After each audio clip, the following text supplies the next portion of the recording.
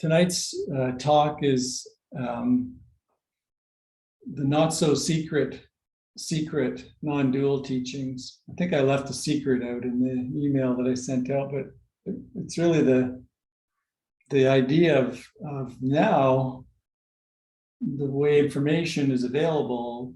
What used to be secret teachings, even as recent as 100 years ago or even less, are now readily available. What you could call the direct path teachings. And these are teachings that I've been sometimes offering in this group, sometimes more often than other times, just depending on sort of what moves me at the moment. So I thought I'd talk a little bit, and we kind of got into the direct teachings or non-dual teachings in the last session, which wasn't planned, and I thought maybe I should give some context into what I'm talking about here. And I'm sure some of you have some experience with non-duality and non-dual teaching. So, but I will kind of start from the beginning and also give it some direct context and a way to apply it. Right? It's not something that we just learn and understand. It's something that we have to apply experientially, and I'll go into a bit about that. So, okay, so the teachings were secret. Most times people had to apprentice for sometimes decades before particular teachings would be revealed to them. So because information wasn't readily available, right, the teacher had the information, you could kind of parcel it out in a very systematic way so that the appropriate teachings were offered at the appropriate time. So people would be with a teacher for many years, decades before many of these direct teachings were offered. They weren't available online. They weren't even in books. Even when books were out, there was a real discouragement from anybody putting them into a print form. So why were they kept secret? I mean, other than the systematic nature of it, being able to offer it parcel it out in a piecemeal fashion. What other reasons could there be for keeping these teachings secret? And I think it's the reason is they can be dangerous. They can be very dangerous for a few reasons. They can be the direct path teachings or non-dual teachings can be dangerous in the hands of a narcissistic ego, right? And really, all egos are narcissistic by their very nature. So somebody who's, and I don't mean this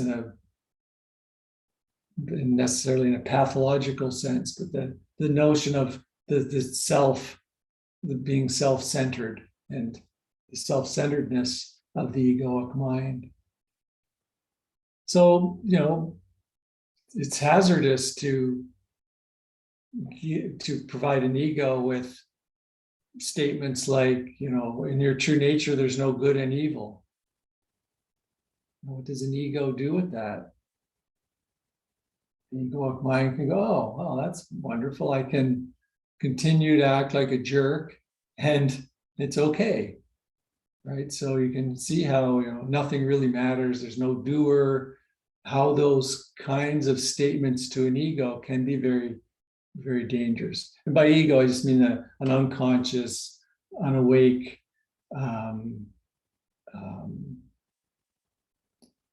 personality, egoic structure. So, the idea was, you kind of keep these teachings in your back pocket, so to speak. And then when the ego has been sufficiently let go of or dissolved or transcended, that then you can gradually offer the more direct path teachings. So just always kind of keep that in mind and noticing if is that grasping mind taking these teachings and making a belief system out of it, or justifying particular behaviors, and just being very alert to that possibility when you hear non-dual teachings. And the other thing that makes them, like, is dangerous is that they make sense. They're just so logical, right? For those of you that have read any books or heard talk, they're just so darn logical and reasonable, and they just make sense. You read it and you go, yeah, that seems so true, and just makes sense to me, right? And it's so logical and reasonable, and the modern mind likes this, called the modern mind, the mind that doesn't necessarily take to faith, just believing things on faith. The modern mind likes the logical kinds of explanations and rationales, and non-duality has that in spades, right? They really have the kind of logical presentation of the ideas really worked out. And if you've read some of the books, you kind of you can really see that. Now, this can be dangerous, right? This means that we can also seem like, well, we've got it. You can read a bunch of books, and you can very quickly spout off non-dual teachings, and really think, oh, I've really got this. I get it. There's not two. There's oneness. Everything's interconnected. At the level of the mind, it all seems very logical. Everything's cause and conditions coming together and arising, and so it's really just one organism, really co-arising as one. It seems all very logical, and even some science will back it up. Current scientific beliefs, some physics, new physics, and so on. So, and that's not what this is about. It's not about turning it into non-duality into a new belief system. It's far from that. I now believe in oneness. I believe that we are all one. We had back a while ago, a 17-year-old at the cottage, and we were talking. She was very, very interesting young woman, and she was teaching me a lot. And so she was also asking a lot of questions about spirituality, and we were talking about oneness. And she was really taken by this idea. And I don't know where she got it, but as a present, when she left the cottage, she gave me a button that says, "We are one."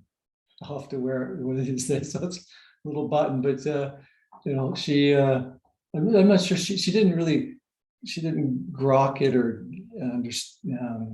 realize it at the level of a realization, but could really, it made sense to her that we are one.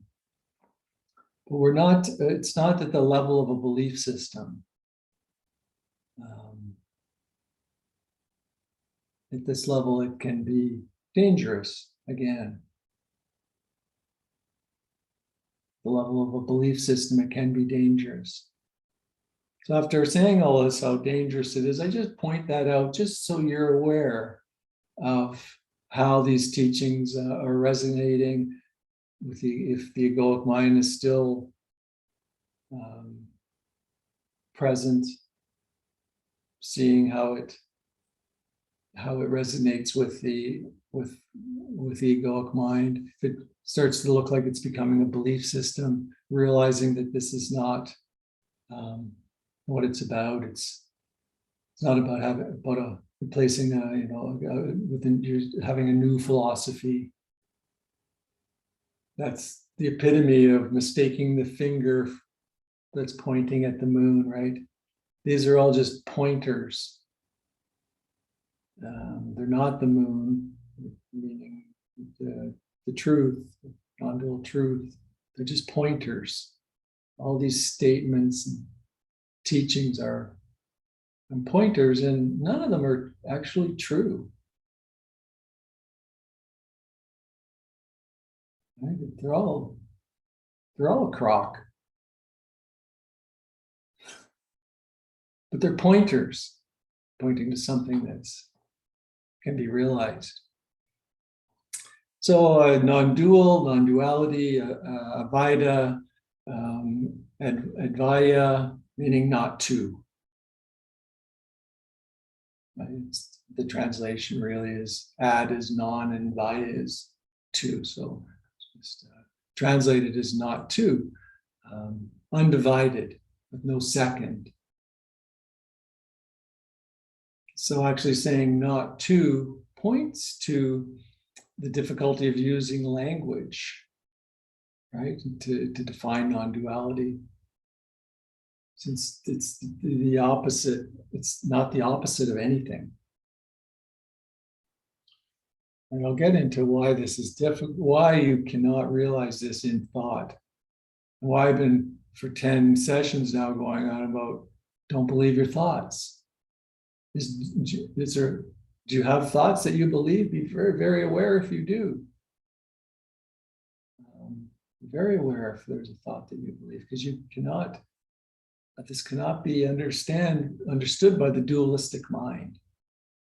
The mind will always put things in dualistic categories very, very skillfully. The minds are powerful tools at doing that, but fail us completely at realizing non-duality.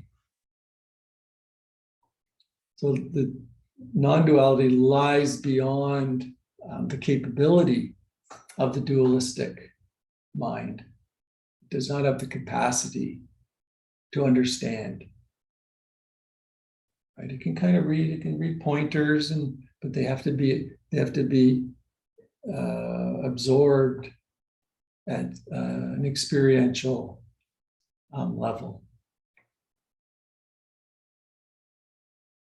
Manjushri, I think he's still back there, isn't he? Yeah, it's Manjushri back there with the sword in the book.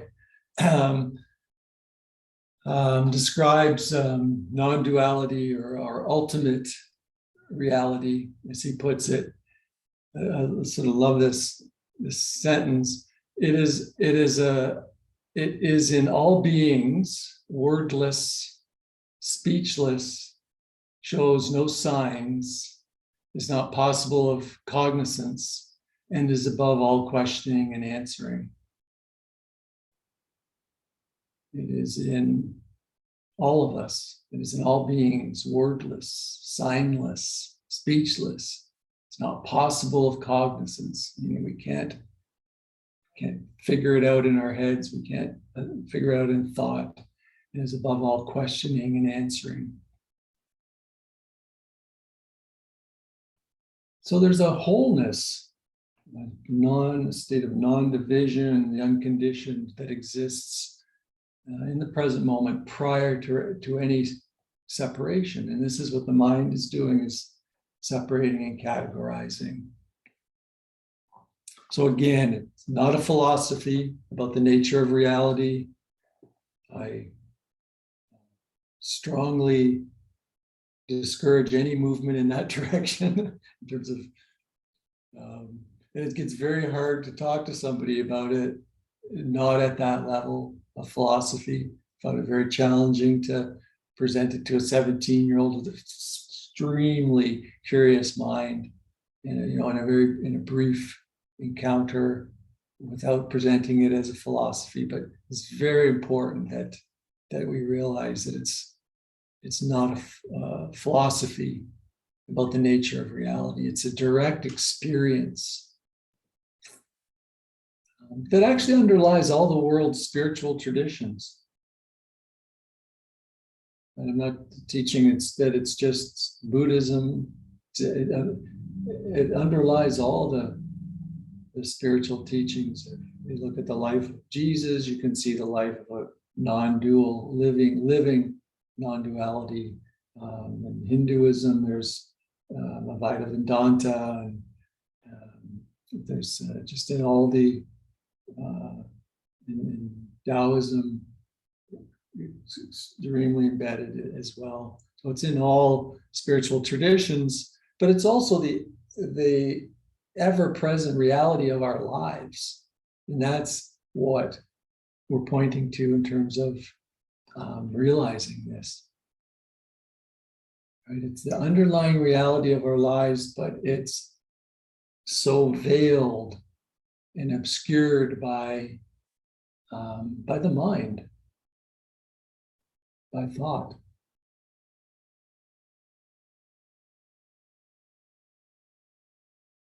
I just went on my first solo backpacking hike all by myself. I've only gone on one backpacking hike with a group. My second hike was a solo, 2 nights, and it was a beautiful experience in that it was just wholeness moving through the wilderness.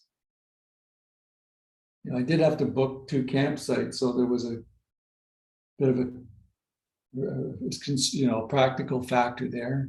Of course, practical thoughts arise, right? I had to make sure I brought food and some way to heat up water and filter water and all that. So there's all these practical, which comes as thoughts. They're very practical thoughts. But one event, so I was in this deep place of just nature unfolding, and me as being part of it. And camped the first night, and I was going back to the other campsite, and I had to go past where the car was. So I thought, well, I'll drop off some of my back was really heavy. It was too heavy. I was starting to get, so I thought I'll drop off some stuff and some of the waste, the garbage from the first meal. So I get to the car, and the key isn't where I thought it was, right? So I kind of go, oh, so now wholeness is challenged, right? Because ego can go, what the, what did you just do? You dummy, you lost the key to the car, and you're like, you don't even have internet or like cellular. So the wholeness really got challenged in the sense that it could have just slipped into egoic mind. So what arose was, maybe it fell out walking, or maybe it's at the campsite. Who knows? Anyway, I've stuffed the bag. I'm not going to take the backpack. I'll stuff it under the front of the car. And so off I go back to the campsite. And I spent, I don't know, half an hour looking around. Then no keys to the car. So I stood there for a moment. Well, you might as well go back to the car. Okay, so off I go. So this would be the 3rd time going on the same trail without a backpack. That was quite enjoyable. I was enjoying the walking, and no thoughts were really arising. Once in a while I thought about, oh, what are you going to do? And I just kind of, okay, it would just kind of pass through. And about, I'd say 50 feet before I got to the car, a memory just popped into my head, popped out of nowhere. You put the keys in the med kit bag because it's dry. It's just a memory arose, right? I didn't search for it, but it just arose, and sure enough, I got to the car, pulled the bag, and there were the keys to the car. So then I just continued with, putting the garbage in the back seat and continuing the hike, and again, just letting wholeness unfold moment for moment. And I really think backpacking is an opportunity to do that. Just hiking and being in nature, you really kind of see how you are just part of all this And if you can, if thoughts can be seen as just arising in the same way that a bird flies by, or a bird chirps, or a wave hits the shore, or a dead rabbit appears, or whatever it might be, it can be a real experience of non-dual reality, just unfolding moment to moment. So not a philosophy, but a real experiential unfolding. So non-duality is giving us then these experiential pathways where we can uncover this realization for ourselves. So as I said, the mind is a dualizing organ, very powerful at it, very good at it. And, you still use the mind for very practical things, but it cannot conceptualize your true nature or reality. It just can't. Can take in information that might be helpful in exploring your lived reality. So that's really what I try to do. And you know what? I don't even know if I'm helpful at this. And if the teacher says, "Oh no, this is what you need to do. This will for sure help you realize your true nature," I don't know. Maybe. I think the fact that this information is available is actually the good side of the not so secret teachings. I think awakening is becoming more common because of it, because the teachings are out there. And I think we all have an intuition for truth. Especially, I think when we're children, if you can remember those moments when you had a real intuition that there was something more true. So I think that's the good side to all these teachings being available. So I gave 2 steps. The first step's it's a funny one because it's a thought, but it's actually saying that the first step is not believing any thought as absolutely true ever. Not believing as absolutely true any thought that arises to the mind. Of course, very practical thoughts like, oh, a memory, you put the keys in the med kit bag. Oh, okay. Just a very practical thought. But the thought, you're gonna perish out here because you're gonna run out of food in one day, and so on and so forth. So not believing absolutely any thought is, those kinds of thoughts aren't absolutely true. They're just very practical thoughts. And if you do believe a thought, so when you doubt this, don't believe that thought either.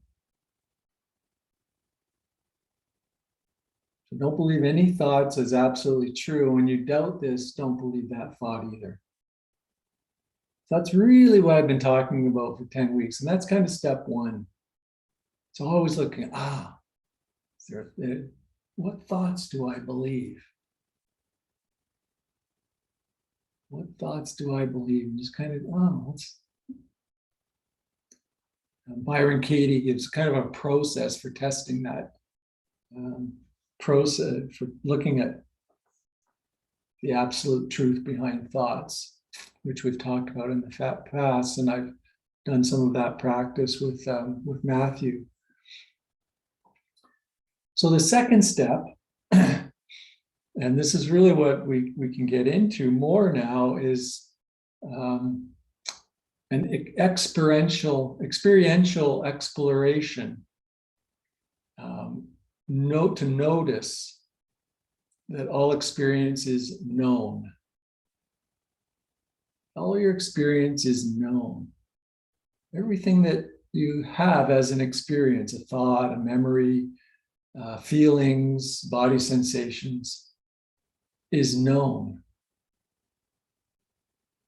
Something that knows.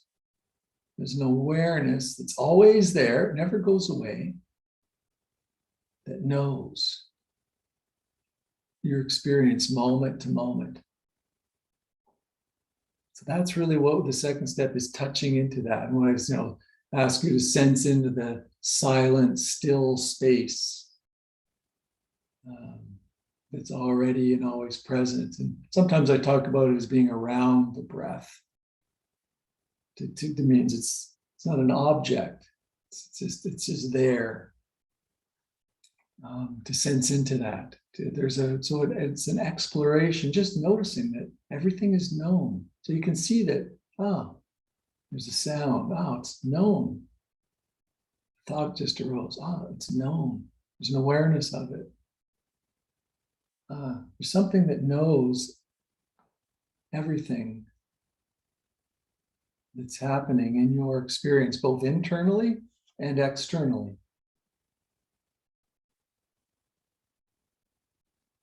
So we can see this, and we start to allow experience just to present itself exactly as it is, to be known.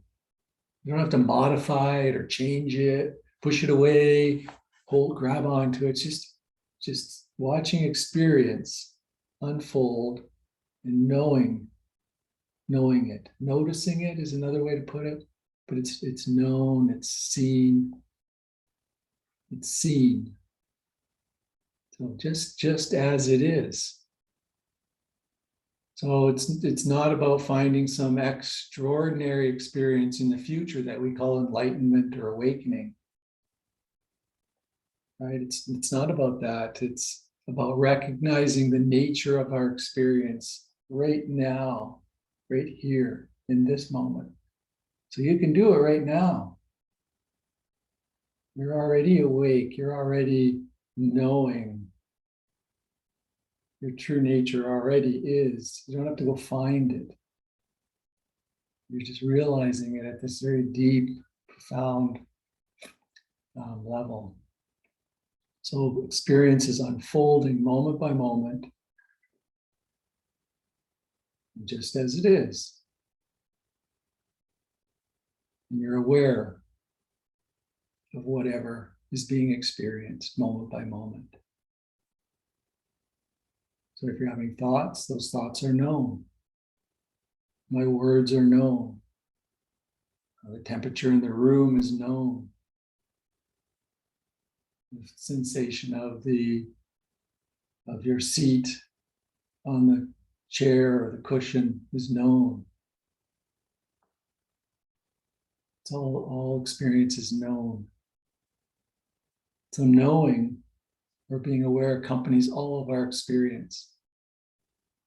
If you're happy, it's known. If you're depressed, it's known.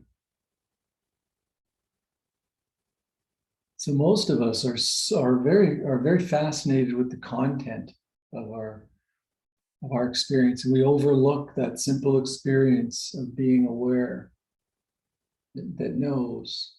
Right? We get very fascinated with the content. So that's the second step that we can explore more, becoming aware of being aware, becoming aware of being aware, and cease being fascinated by the content of your thoughts.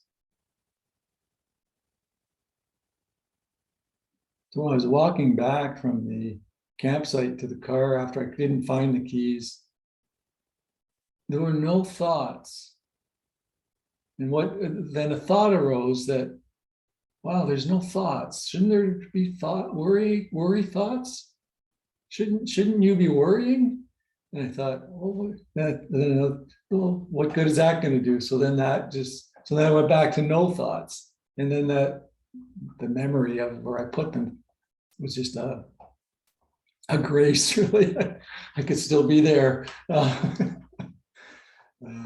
I'm sure I would have walked to get cell access at some point somewhere. Yeah, so that's the being aware of being aware. So being interested in that which knows. Right? You work, be really in touch as I speak, be really in touch with that which knows the words that I'm speaking, as opposed to being fascinated by the words themselves. There's something that just knows that hearing is occurring. It knows that thoughts are arising with regards to what's hearing. Being in touch with that knowing capacity.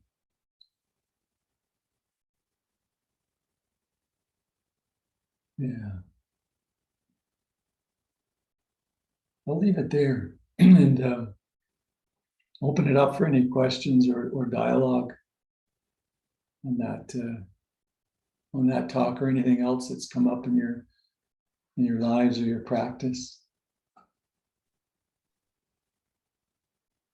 Stephen, thank you so much. That was an excellent talk. Sorry to interrupt you mid gulp. And it's really good to see everyone. So many questions and a comment, but I'll just a couple of quick. I'll just kind of fire off the questions here first. So I'm just wondering, like, this has been something I've been noticing more and more in my practice lately, as I have this kind of natural inclination to meditate more. Something's telling me, just like I just want to do these longer sits. So I've been doing that, and also I really feel like my life is a meditation. Like when I go out walking, when I walk my dog, anything, when I'm spending time, when I'm cooking. But one thing I've noticed, and I'm wondering if maybe if there's any teachings on that, that maybe formalize this, but when it comes to thoughts, there's thoughts that are what I've called in kind of what I've been seeing is it's like very, I mean, every thought is an abstraction of the direct experience, but there's like very, very thoughts that don't really have that much abstraction. So I called, like, it would be like, okay, tree, there's a tree, or walking. If I'm, I recognize these things are happening, but then you have the things that are like, you can keep on piling the layers of abstraction on top of it. And I feel like the more you get away from just those basic thoughts. So I'm wondering, and the more you get away, the more I can feel myself being ripped out of the present moment. And it's like I can literally feel my body starting to tighten up. So I'm just wondering if there's any teachings on that with respect to those. I mean, I really don't need to look up the teachings. I think the experience is the most important thing, but within that the Buddha might have talked about with these kind of different categories of thoughts. And the other thing too, that I'm wondering with all this, after your talk tonight, how intention fits in, because everyone's always, I always hear everyone saying, oh, your intention in your practice is the most important thing. You got to set the intention. So I'm wondering how that fits in, because setting an intention is just another thought. So I'm just wondering how intentions fit in. And another cool thing I've just stumbled upon recently, and I thought it really relevant to this talk, is the concept of the word atone. So atonement. So it's actually spelled at one meant, or atone, at one.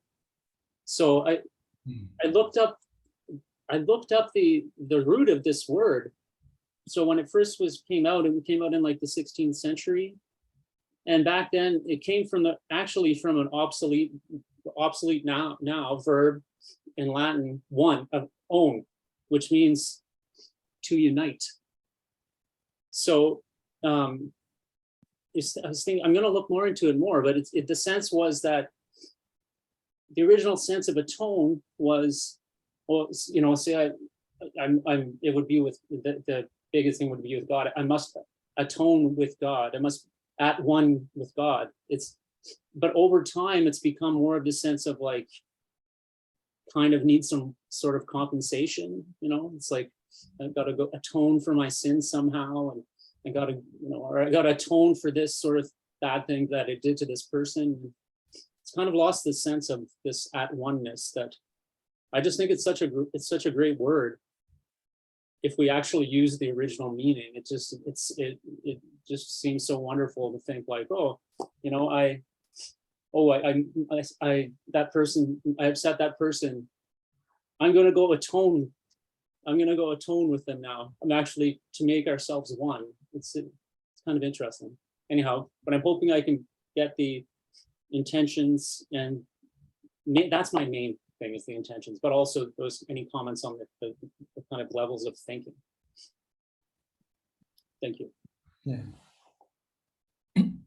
Thanks for those questions. Atonement's a wonderful word, right? It's like, due to my illusion of separation, I acted this way. And now I'm going to at one for it. I'm going to realize I'm going to now act from a place of realizing oneness, or the oneness.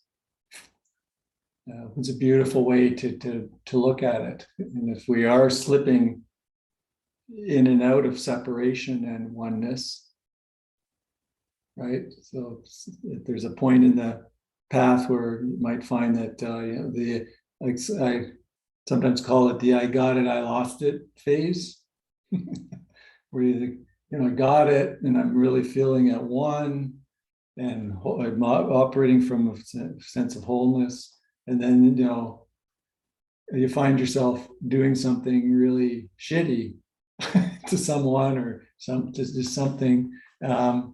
And you're like, wow, that was a real sense of separation arose. So that there's little points of where we're a little stickier, right? That take some more time, and those will spring up. So that notion of atonement can be a very useful way to just come back to oneness, come back to non-separation, to the unconditioned divine light, whatever we want to call it. The notion of thought, so no thought is absolutely true. But some thoughts are more true than other thoughts. You can have a thought that's really, really, really not true. Like it's just, some thoughts are a little closer to being true, but none of them are absolutely true, because they're all dualistic in that sense. So we, how can I put this? We will still be utilizing the mind and the thoughts in a very practical way. And this is how I like to put it, like thoughts are, you can use them in a very practical way. So, but then you got to be aware when they don't become practical. And the one thing that the mind is really good at is rationalizing the believing of very untrue thoughts, of, you know, thoughts of blame, you know, all these kinds of fears and relationship difficulties, and why, you know, and so on. So you can really get fooled by those thoughts that then start arising. But I just like to keep it at a very practical level. Okay, these thoughts are very practical. They're required. There's planning, very practical. You're not in the present moment at all. You're thinking, well, what am I going to do when I get to that campsite? Or what am I going to do at this meeting? Or what am I going to do with this person? Like so there's very practical planning that goes on. But that word practical is perhaps key. And those are the kind of thoughts that you just kind of, you know them when you have them. Like, so if you do this, if you're conscious, you know when there's a dukkha thought versus a practical thought. You really do. So when we're not quite conscious that we slip into the cascade of dukkha thoughts. We're believing them, right? Believing them. So thought can come up, what happens if I never find the keys? That can just be a thought that arises and passes away, or it could be a thought that my wife's going to think I'm an idiot, and some hours away from home, and I don't know, oh my God, and it could have produced a lot of dukkha, and perhaps I could have clouded my whole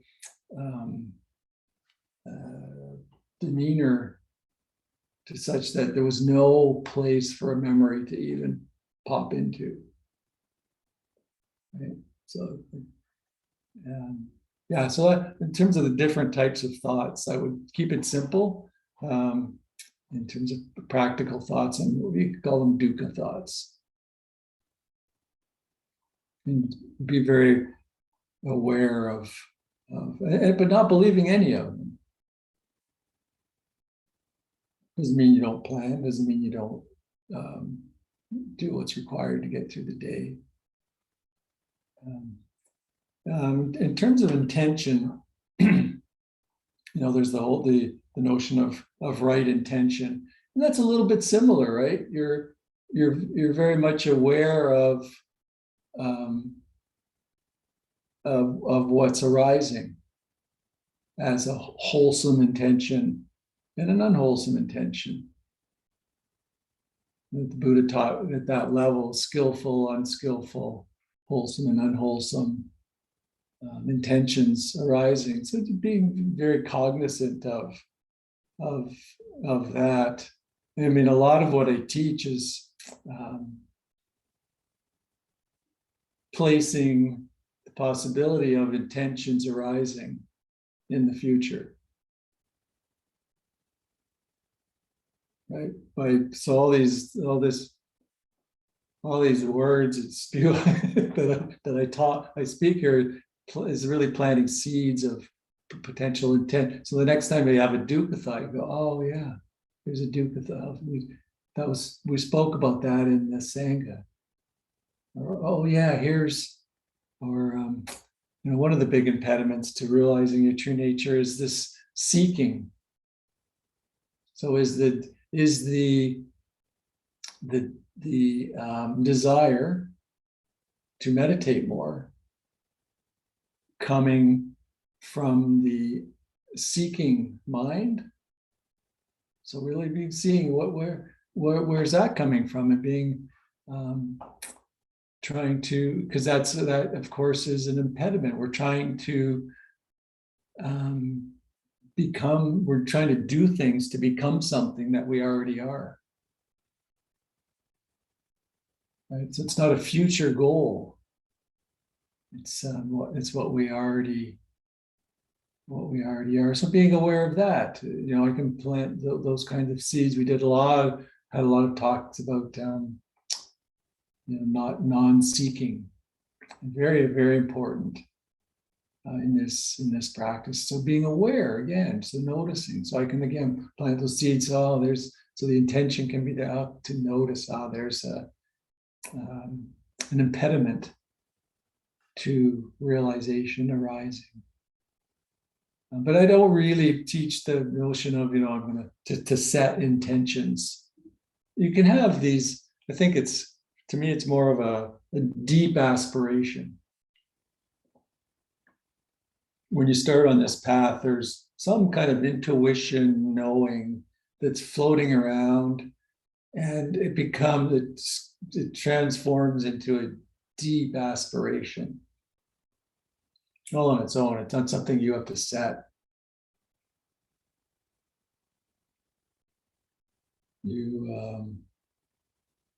you can't do anything to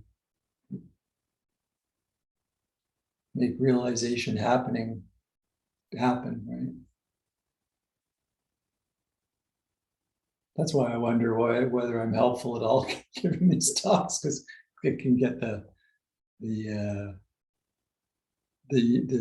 little me kind of activated, and well, I got to do all this stuff. I got to categorize my thoughts, and then I got to and then I'll realize. And so it's I try to take it down to the very experiential, the direct level of being aware of awareness, moment by moment. Just keep it really kind of simple in that regard. And we're not denying the dualistic view of life. It reality embraces that too, of course. Yeah, I'll end there.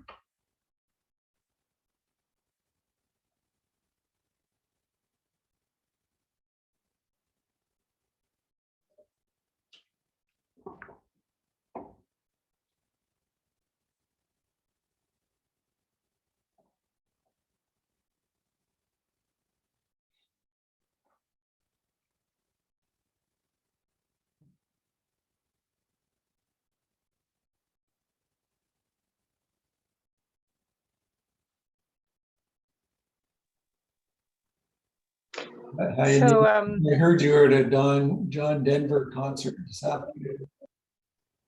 oh yes, oh, it was so My dad saw wonderful. you. Yeah. Yeah. Yes, Stephen has his spies. It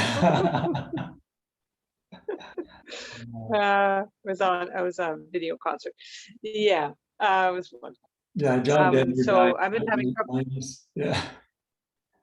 Yeah. Yeah, I'm not sure. Let me know if you're not hearing me. My internet's really a problem tonight.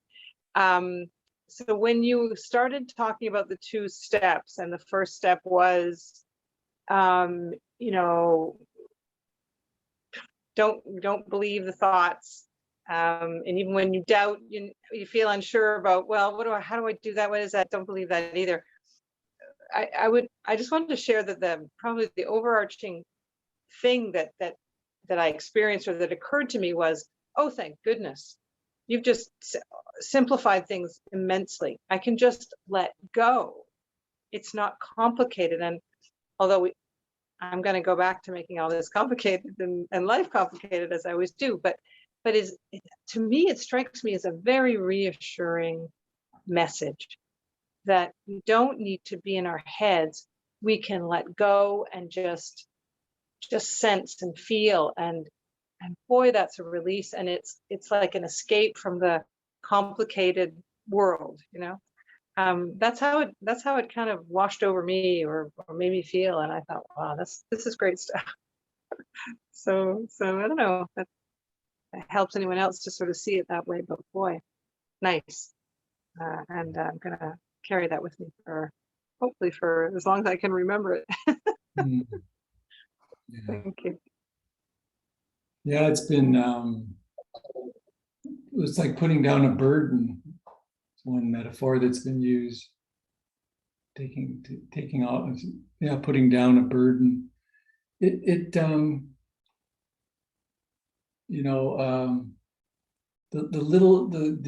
struggles of the little me or the personal ego, it consumes a huge amount of energy. And so it's like a burden, always, being on the lookout for what you like and you dislike, and trying to control what's happening, so that, it's just even saying it, I'm starting to get tight in my, it's stressful. It's a burden, trying to thinking you can control. Of course you can't. So of course you suffer. And if you think you're in control, then you're gonna suffer. And it's a huge burden. So when that relief is like when you can just be free to let life unfold. And of course, you're still responsive in that totally open, accepting state. You're still very responsive. But being in that allowing that the freedom is like putting down a burden, and there's this huge amount of energy that then arises, which means there's a lot more responsiveness that's possible, right? The body releases. It's just there's just a big release of tension and contraction and burden, struggle, and that energy can then be put into other endeavors, whatever might arise as an endeavor. Yeah. Well, thanks for sharing that. It is like putting down a burden. Yeah.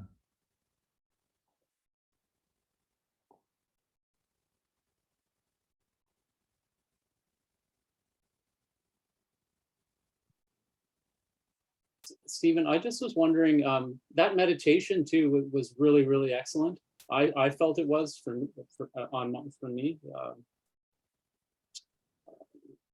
You know, maybe others thought it was awful, but I don't know. I thought it was good. I'm wondering if we could have that. Is there a way to get access to that or something? It's on payattention.ca. It is okay. I think it's called I can look at it, non-duality meditation number 1, I think. Okay, great. A few of them.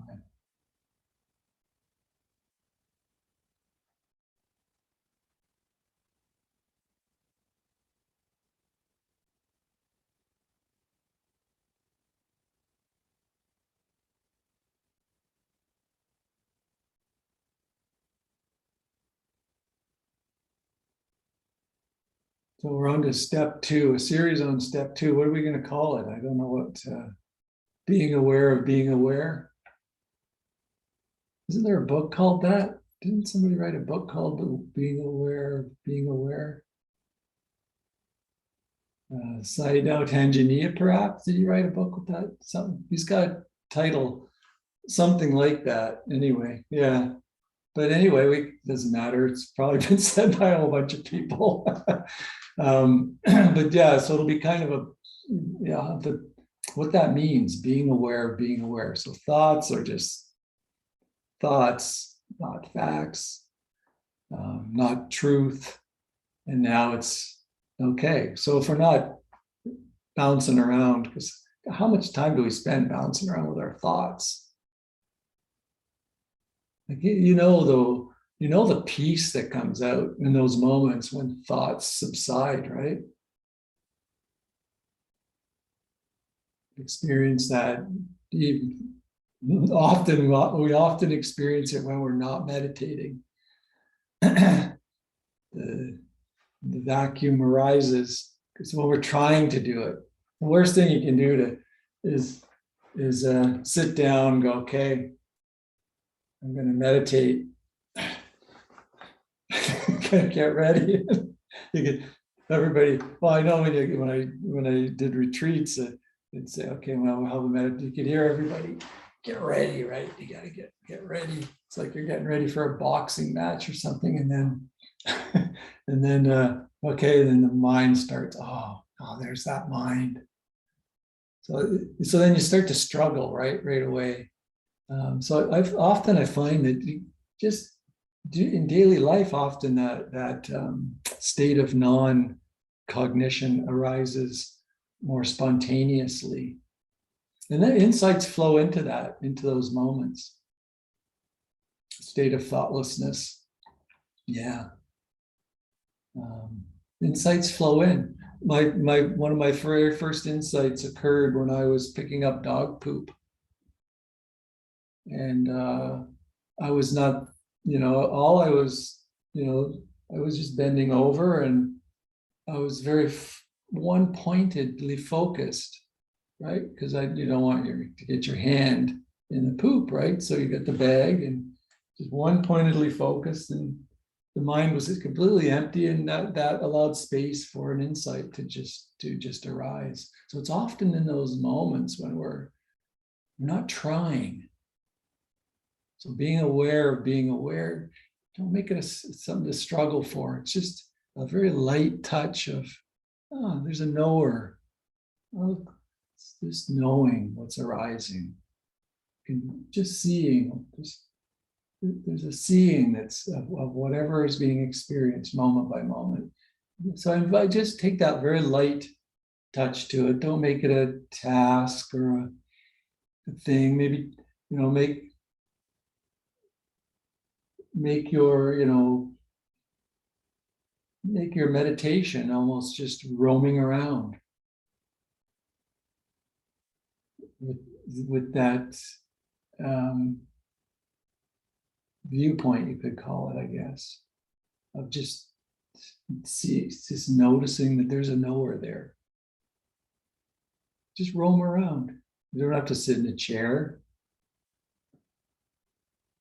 Because this stage of the practice is experience, and external and internal is a, that helps, because things, then you can see that, oh, look, this is known, and this is known, the side of the tree is known. So you can just wander around. We'll call it a wandering around meditation. Wherever you wander around your basement, it doesn't matter. You can wander around outside.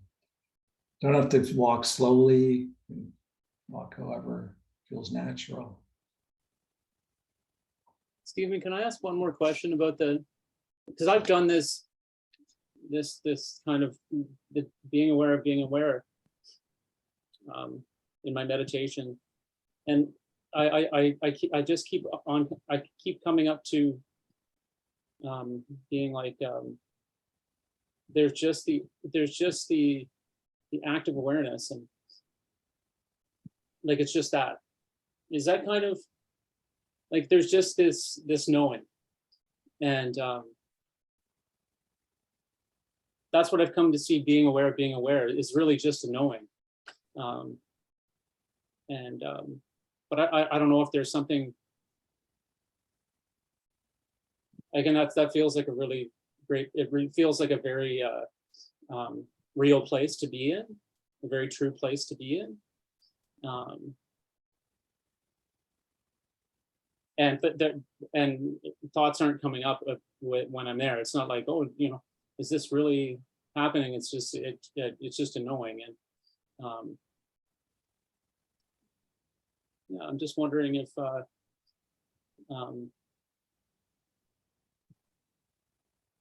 that's if maybe if that's kind of along the same lines, or is it kind of the same thing as this being aware of being aware? That's where I keep on getting to. Yeah, so yeah, it's the same thing. The knowing, the awareness, the seeing, it's all the same. Yeah, it's pointing to the same thing, and it's a portal, right? It's an access point to true nature, because you're out of the content. Now you're into the knower, or the experience, the knowing, or the awarenessing.